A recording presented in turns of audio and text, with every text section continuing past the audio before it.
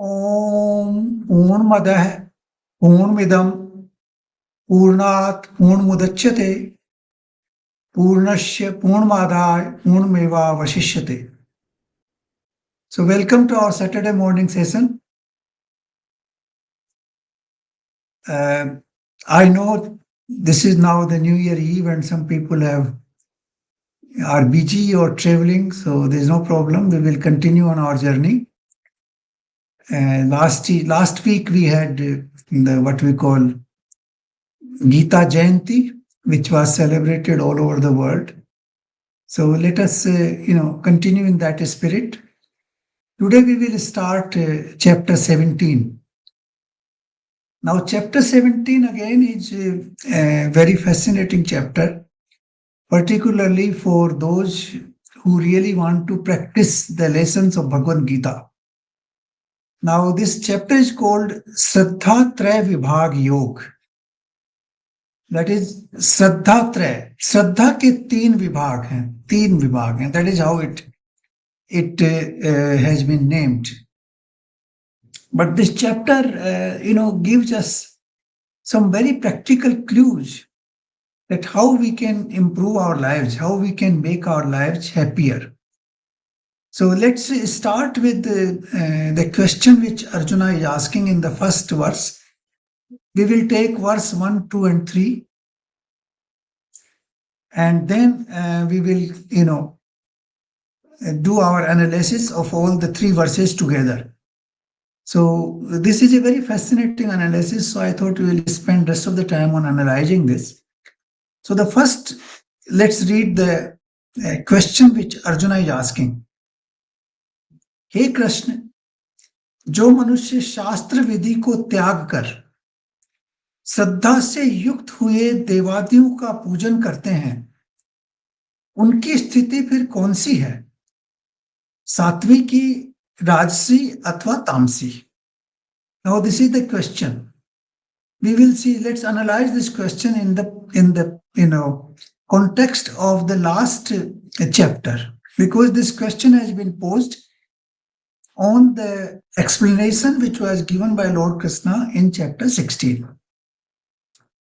Now, if we recollect, in chapter 16, we talked about Asuri and Devi Sampada.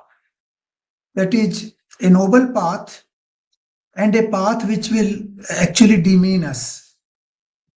Now, there Lord Krishna said that those people who do not believe in an overall supreme regulator of this universe, and they feel that the whole universe is running with the cohabitation of male and female, they are completely under disillusion. And they behave erratically because they feel whatever they do is right. Their birth is accidental. They have come in this world just accidentally. There is no design. There is no connection. And obviously, these people will believe that there is no future birth and you don't have to reap the harvest of your karma. So that is the thinking which actually leads them to a behavior which is absolutely could be moral, could be immoral. They don't distinguish between morality and immorality. They do not distinguish between ethics. They could be ethical, they could be unethical. They will try to exploit the nature to the maximum extent. They will actually, what will they do? They will actually follow the path of their desires. So such people are the people who ultimately fall into Asuri categories. So that's the beginning of that. And then Lord Krishna explained that Dambha, Man and Mad, these are the three qualities. Basically, the person could be pretending to be something which is not. He's trying to protect what he believes is his self-respect, and then his ego. And he acts according to those drives. These are the drivers. And these drivers lead to what? Calm, Krodh, and Lobh, these three enemies. So, this is what Lord Krishna explained in the last chapter, that the people who are, you know, basically falling into the Asuri category, those people are driven by these characteristics. And at the end of the chapter, he said, therefore, then he said, therefore, the two things which he said in verse number 23 and 24, what he said is that you should behave according to the prescriptions of the Shastras. Like verse number 23 says, जो पुरुष शास्त्र विधि को त्याग कर अपनी इच्छा से मनमाना आचरण करता है वह न सिद्धि को प्राप्त होता है न परम गति को न सुख को. Now these are the facts of a person who do not follow the path which has been prescribed in Shastras, which has been prescribed by the saints who experienced the truth in the past, because the voices of the saint is called Shastra. So that is what he said. And then he says, इससे तेरे लिए इस कर्तव्य और अकर्तव्य की व्यवस्था में शास्त्र ही प्रमाण है. Now this is very important. When you are in a position of dilemma, किम कर्तव्य में mood in Sanskrit they say, what I should do, what I should not do. Then Shastra hi praman hai, then you should follow the advice given by the Shastras or the words of the Shastras.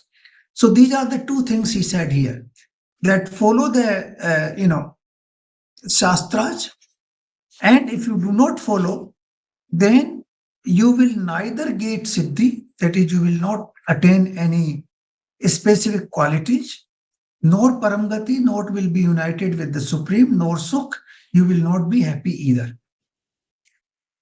Now the question of Arjun in this chapter is linked to these two. He says that, in the current era, the people do not know what is Shastra. And some people, even if they know Shastra, the interpretations of Shastra are different by different people. When you sit down with the experts, even with Bhagavad Gita, some people will say Jnana Yoga is the best. Some others will say Karma Yoga is the best. The third will say Bhakti Yoga is the best. Somebody else will come out with other interpretation. Similarly, of the other Shastras, the interpretations continue to differ. That is one problem with the Shastras. You ask about Brahma Sutra, you go to an expert, they will give different commentaries. In fact, even saints have given different commentaries on those Shastras. So for an ordinary person like us, we feel in a state of disillusionment because we do not know what is right, what is wrong, what we should do, what we should not do, because of these multiple interpretations of the voice of the saints. That is one problem which arises. The second problem arises is that we don't even have correct version of Shastras available today. In so many cases, the original texts have been somewhat distorted. Fortunately, in Sanskrit, a large number of texts are still intact, but people believe that certain texts which were meant for the general public and what you call an ordinary interpretation of the Shastras has been distorted. Now people write different kind of commentaries. You have multiple commentaries on Shastras. And those commentaries are written by people who are not, good enough to write, who have not realized the truth. They just write out of their intellectual, what you call capabilities. Now, intellect is not enough to understand the truth. And therefore, we have a distorted version which has appeared in variety of books. You will find large number of books explaining Shastras. and a large number of them are distorted versions. So the correct version is not available. If it is available, then you have multiple interpretations of that version, and therefore an ordinary person, it is difficult to decide what is Shastra. Now we find a lot of people debating on what is the meaning of Bhagavad Gita. What does Krishna say in chapter 2, chapter 3? We will find these debates everywhere. Even on national channels, you will find debates on. You have seen the debate on Ramcharitmanas. You have seen the debate on various other texts of Hinduism in the recent years, in the recent actually months, because there are interpretations which have been given by different people. And because of that, you do not know what I should do, what I should not do. That is one problem. So, a lot of people, what they do, that let's forget about Shastras. Let's do things with our own devotion. And there are, in fact, a very large number of people who do that. Because even understanding Shastras is not an easy process. You have to be elevated soul. You have to raise your consciousness to understand the Shastras in proper way. In fact, in some of the saints have said that if you do not follow the Shastras correctly, it can be actually harmful. So all these, you know, uh, viewpoints given by very saintly people creates confusion for an ordinary person. And this is a very practical thing which happens. So then a lot of people decide, okay, let's forget about what is written there. We do our things with proper, devotion. Shraddha. Now, Shraddha is the word which has been used here. शास्त्र विधि को त्याग कर श्रद्धा से युक्त हुए देवादि का पूजन करते हैं. Now, people, I'll explain this word Shraddha a little later, but you will find a large number of people who go to temples, who pray, who do yagnas, who also do philanthropic activities, who try to help others with all their devotion, with all their ability. So Arjuna's question is simply that those people who do not understand or do not follow or do not get into that process of understanding Shastra properly, but they do their things with lot of dedication, and they are behaving in this world. They are also worshipping Devadi, that is the divinities, the divine powers, with their Shraddha, with their what you call reverence. Then what is their status? Because they do not fall into the categories which Lord Krishna mentioned in the previous chapter, that those who in the event of Kim Kartavya Vimud, in the event that of dilemma, you should follow the Shastras.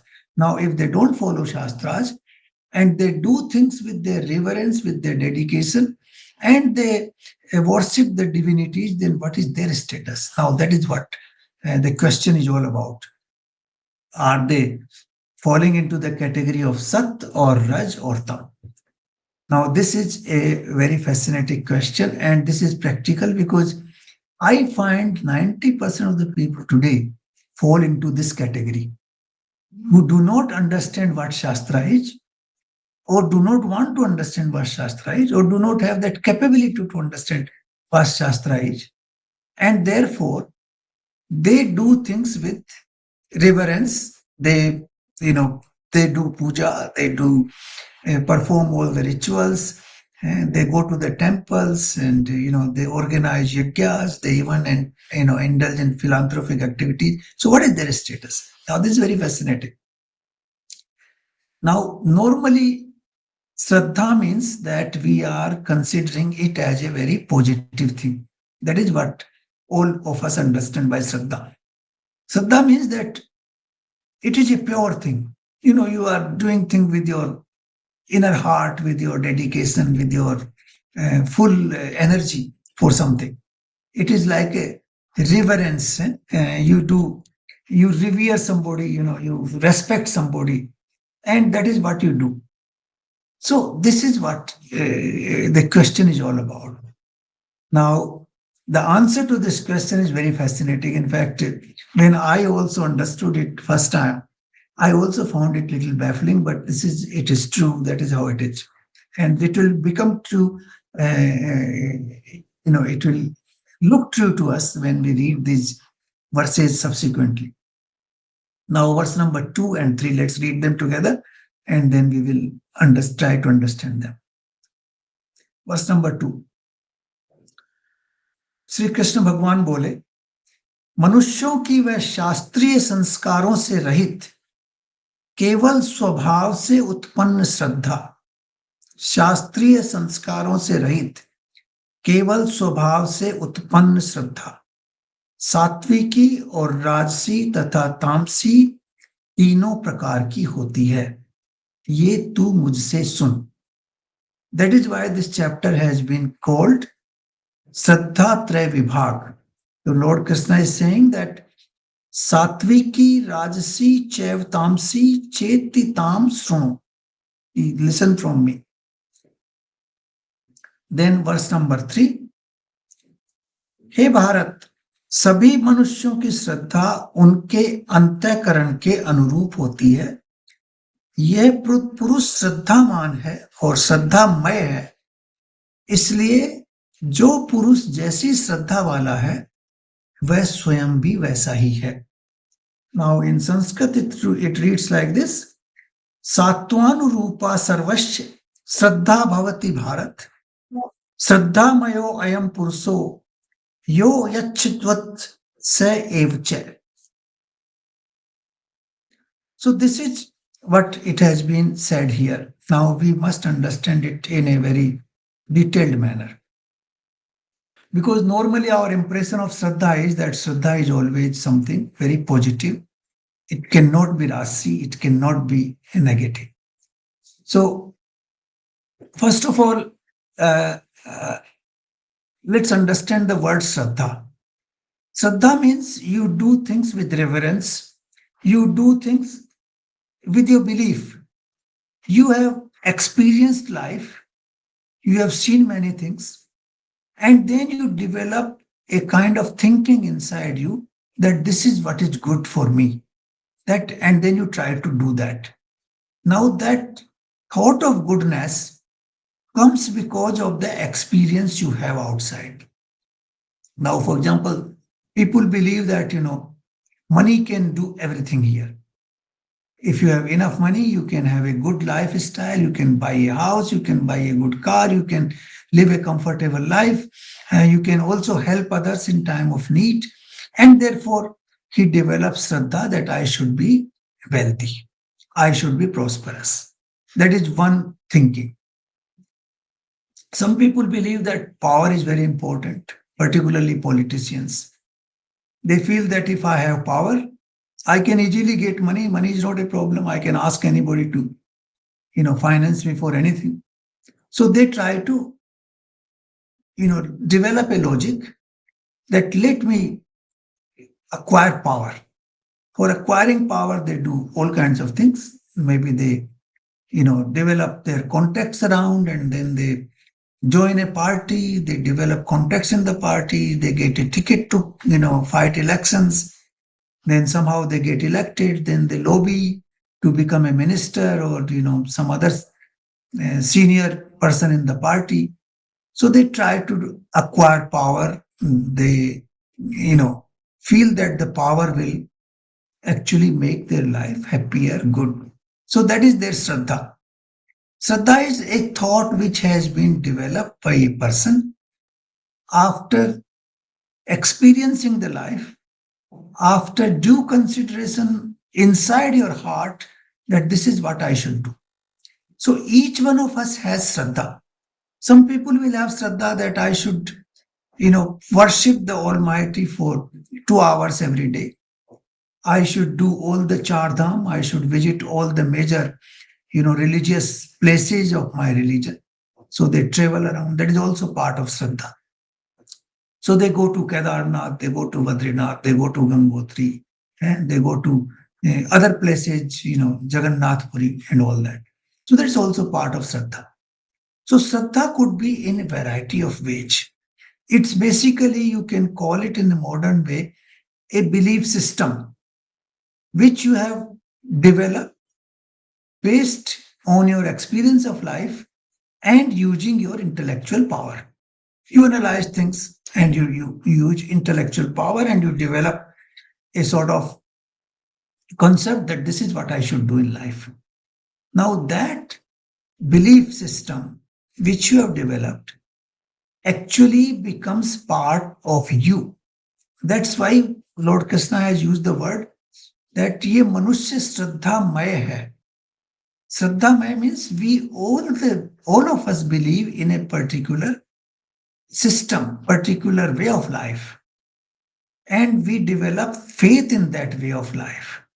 Like somebody is a member of BJP, another person is a member of Congress. Now they believe that BJP will do all the good things for the nation. They are doing this great work, that great work. The Congress guy will say, no, they are not doing this, not doing that, and therefore I should remain in Congress. So that is also a belief system. That's also Shraddha to the party or a ideology. There's a communist ideology, some people have Shraddha in that ideology.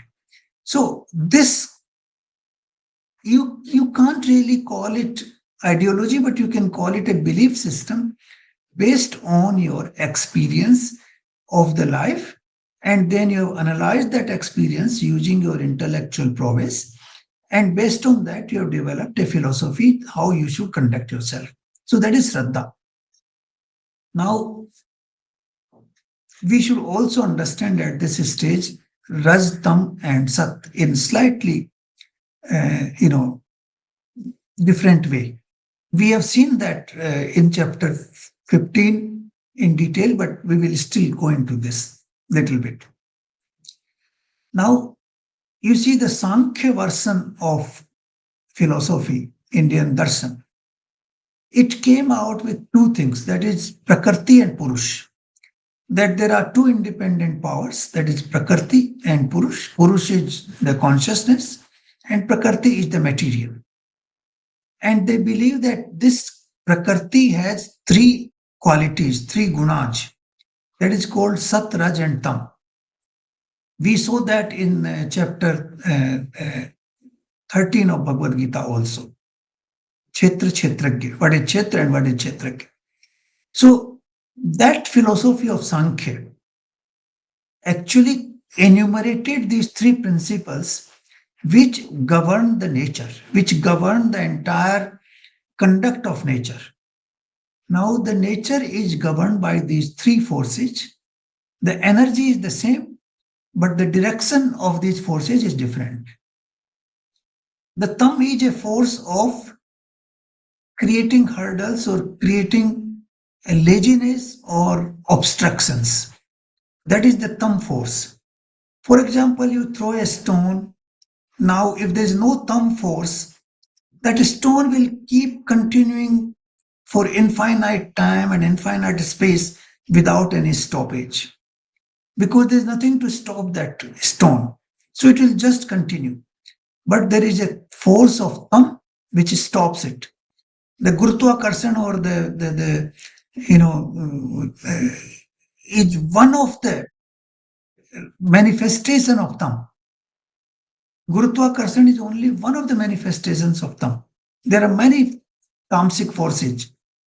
Tamasic forces is to bring it down basically. Like any person who is behaving in, for example, in a very cruel manner, he is bringing himself down. So the tamas is to bring something down or to obstruct the progress or to obstruct something. Rajas is to provide gati, to provide vibration, to provide movement. Now the movement is provided by Rajas. Like when you throw the stone, the movement is given by your Rajas. And the tamas brings it down, to stops it, and it comes down on the earth. So this is how the two forces work. And the sattvic force is the one which brings balance in that. So all the three forces work simultaneously in the nature. Like you have a vehicle where you use brake you can compare with the tamas, and accelerator you can compare with rajas, and steering which you balance the vehicle you can compare it with sattvic. So in every sphere of life, wherever you go, you will have these three forces. Without these three forces, the life does not exist anywhere. This is the fact of nature. And that is why the Sankhya Siddhant gave this theory that these are the three principal forces in nature, which all these forces are driven by the same energy, but their direction is different. And these forces regulate the functioning of the nature.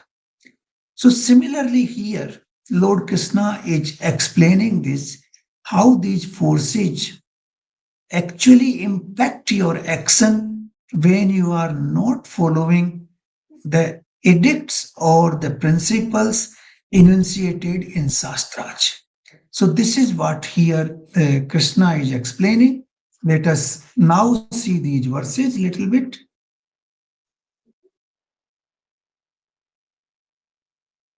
Now, the verse number 3, he says that मनुष्यों की श्रद्धा उनके अंतःकरण के अनुरूप होती है, ये पुरुष श्रद्धामय है, इसलिए जैसी पुरुष की श्रद्धा होती है वैसा ही उसका स्वभाव, वैसा ही वो बन जाता है.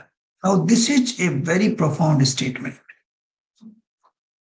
Now what will be your quality of life, what you will reach, where will you reach? If somebody believes that drinking is great thing for me, I can live, eat, drink and be merry, live that kind of life. Now he will behave like that because he has developed that Shraddha. He had adopted that approach. That is his thought process now based on his experience. And therefore his conduct will be accordingly. And if he behaves like that, that will be his life. So this is what the meaning is Shraddhamay. जैसा श्रद्धा होगी वैसा ही वह पुरुष बन जाएगा, वह स्वयं भी वैसा ही बन जाएगा. This is what happens. So Shraddha actually is an architect of your personality, of your thinking, of your direction, and what you will do in life. So, this is the fundamental of this chapter, that what is Shraddha, how the Shraddha could be into three categories. Now, that is another thing which we have to understand. How Shraddha can be in the three categories. That will come in verse number 4. So, we'll take that little later, but let's understand it in general today. Now,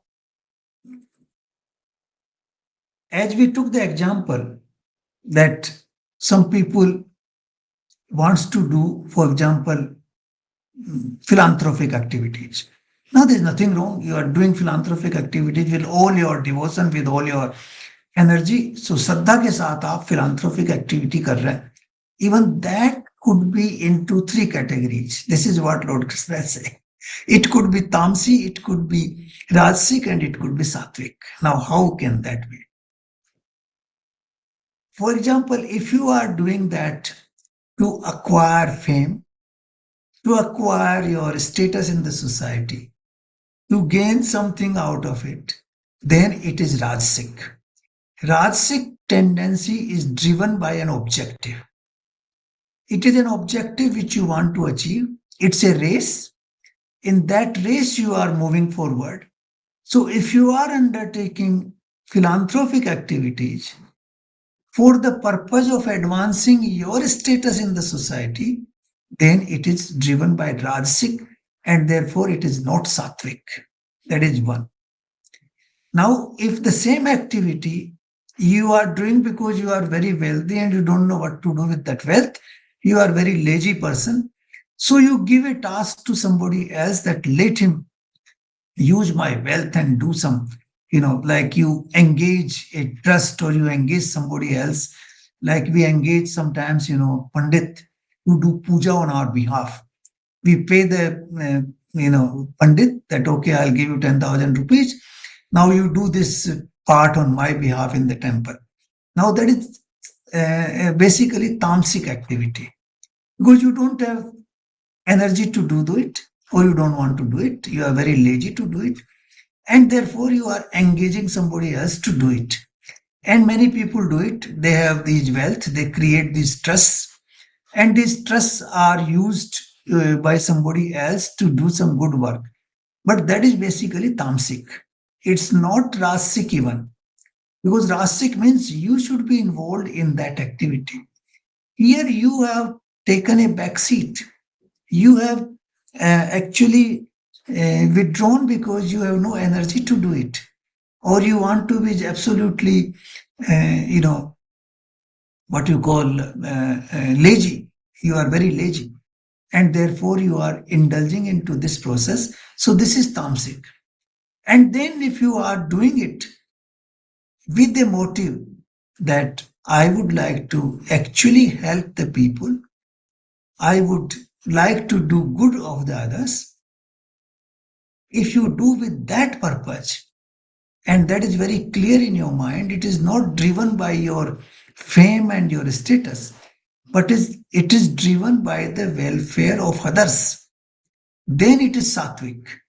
So this is very important. What kind of Shraddha you have, what kind of belief system you have behind your the activities. So this is what Lord Krishna is explaining. And that belief system nobody else would know, only you would know, because that is in your mind. Why you are undertaking a particular activity.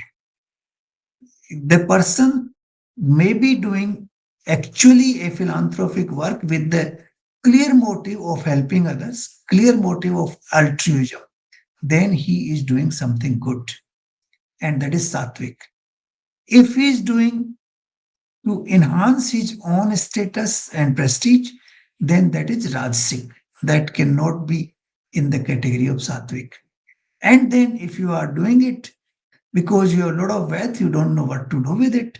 You are very lazy to do anything, so you hand it over to somebody else, and he does it, for welfare. So it is all philanthropic. We will all feel that we are doing great things, but it is not the same. Lord Krishna is saying it is not the same. It could be rasic, it could be tamasic, and it could be sattvic, depending on the belief system you are making the base for undertaking that activity. So this is very important. So what we should do, we should keep our belief system in a very pure way. Either we follow the Shastras, then there's no problem. If you follow the Shastras, if you understand the Shastras, if you get good interpretation of the Shastras and you follow that, then there's no problem at all. You follow what is written in Bhagavad Gita, no problem at all. Then you don't come into this chapter. But most of us actually fall into the category of this chapter because we do not understand Shastras properly. And sometimes we remain confused about the advice and edicts of Shastra, and therefore we do things with our own belief system. And when you apply your own belief system, then that could fall into all the three categories: Sattvic, Rasic, and Tamasic. Normally, we do not think into that direction, but this is very fascinating interpretation, which is absolutely true as well. This has been my experience as well. If you are doing things, even philanthropical things, but with a motive to enhance your status, to enhance your prestige, to enhance your power, then it is not, it cannot be sattvic, it is only rasic. And sometimes you do it out of laziness. So a lot of bank balance is lying with you. What will I do? Let him give it to some trust, and they will do it. That is laziness, and that is how the things are. So I think this is very interesting to understand what is the motive, what is the belief system behind our activities. And that is why the name of the chapter is Shraddha Traya Vibhaga. Shraddha could be in three categories, which is very new to us. We never thought, actually, I never thought before I understood this chapter some time back properly, that Shraddha could also be into three categories. But now I know it very well that yes, Shraddha could also be into three categories. So now let's take one more verse number 44. And verse number 4, sorry. सात्विक पुरुष देवों का पूजन करते हैं, राजस पुरुष यक्ष और राक्षसों को, तथा तामस मनुष्य वे प्रेत व भूत गणों का पूजन करते हैं. Now this is very practical, which is what happens in the world. I have seen this happening. Now देवों का पूजन का मतलब ये नहीं कि आप मंदिर में you sit down in temple and you worship a देवता, like for example you worship Ganesh ji, or you worship sun god, or you worship moon god. Not like that. देवों का पूजन means divine powers. That is, you are raising your consciousness at a higher level. Divine power basically is to raise yourself, your consciousness should rise. So that is the kind of activity you do. The people who are doing activities to raise your consciousness, raising consciousness basically means that you become,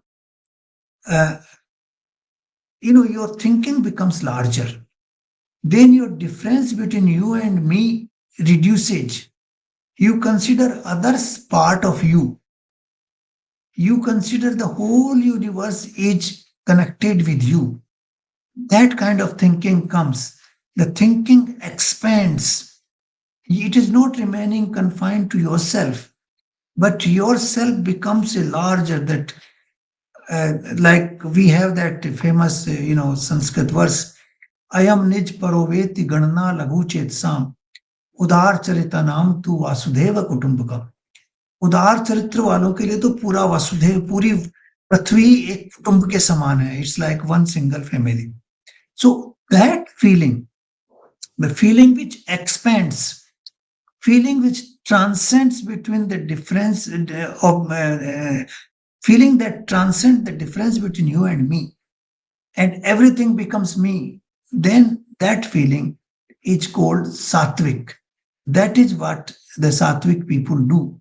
They try to expand their existence in such a way that the whole existence become part of them. If somebody else suffers, they suffer. Somebody else is happy, they feel happy. So they are connected with the rest of the universe in a very positive way. That is what Devik Pujan. Now, Rajas Purus, Yaksh or Rakshasonga. Now, Yaks and Rakshas. Now, Rakshas we always actually align with the tamas, not with the Rajas. But Rakshas basically, in original sense, now the general understanding is very different today. But the original sense of Rakshas is that the people who are driven constantly by an energy to acquire more power, more wealth, and somehow try to rule the world. That is the original version of Rakshas. Like we call Ravan Rakshas, because he acquired all the power, all the wealth. He wanted to control over the whole universe. He already controlled many devatas. So that is a tendency to control, to extend your control over everything. And that Rajas, that word Rajas comes into Rakshas. It also comes into Raja. The word Raja comes from Rajas. The Raja cannot be a Raja unless he has that energy of expanding things, of, all the time, some energy is driving him all the time. That energy has to be there. And that energy comes from Rajas. So the Rajas person is all the time engaged in extending his kingdom, extending his wealth, extending his power. That is what the Rajasic activity is. So that kind of person, the Rajas person, what he does, he is worshipping Rakshas and Yaks. Basically, he is expanding his power, he is expanding his wealth, he is expanding his kingdom. That is his job. That is what it means basically. It is not that going to a temple and worshipping Rakshas and all that. That is not the real meaning here. The real meaning is that his actions are dedicated to those activities which are designed to expand his wealth and his power and his prowess and his kingdom or whatever. That is what here. And the third is tamas purus. प्रेत and भूत गणों को पूछते हैं. Now tamas purus is very lazy, so he doesn't want to do anything. He is just, lying. And what he does, therefore, he just thinks about the past. The Bhoot Pret and Bhoot Gani, they all happened in the past. So he is just thinking about the past all the time, because for the future he doesn't have an energy. For changing the future, you need energy. That energy is in the Rajas. So the Rajas does that, uses that energy, but Tamas cannot. And therefore he cannot think of the future, he's just thinking in the past. So this is what basically this verse means. This verse basically means how you engage, how your activities engage. Pujan is not the way we think puja. Puja is वो नहीं कि आप एक पूजा की थाली लेके मंदिर में चले गए, उसमें आपने अक्षत डाल दिए, रोली डाल दी, and दीपक जला दिया. Now that is not the meaning of puja here. The meaning of puja here is basically the kind of activities you are performing in your life, because it is all related. जो पुरुष श्रद्धा में है वैसा ही वो बन जाता है. So बन जाता है कैसे? Because he बन जाता है because of his activities, because of his actions. So this is what this verse number 4 is. We will understand these further when we go further down. But this, those people who are engaged in enhancing their consciousness, enhancing their vision to an extent that they consider the whole universe as one entity, that is the sattvic activity. Those people who are engaged in enhancing their own power and wealth and kingdom, that is a rajasic activity, that is yaksh and rakshas. And those people who are very lazy and just keep thinking of the past all the time, they are tamasic people, and they cannot do anything for the future because they are too lazy to do anything. So this is what it means. That is how we should understand this. So this chapter is, I think, very practical for all of us. We can engage into sattvic activities by understanding this chapter properly, how we can do the sattvic activities so that our consciousness is raised upwards, and then it becomes in such a way that you start considering the whole world as one single entity, that we are all connected, interrelated. If I hurt anybody else, I will be hurt in the process. So that whole thing which we say, that what you sow, you will reap the harvest, the same thing starts working. If you feel that we are interconnected, we are one single entity. So if I hurt somebody else, I will also be hurt in the process. So this is where I will stop today. And I'm sorry we won't be able to have the meditation today because of, I mentioned I have some other engagement for the civil services interviews today. So I'll have to, join them online. Thank you very much. And I wish you a very happy new year.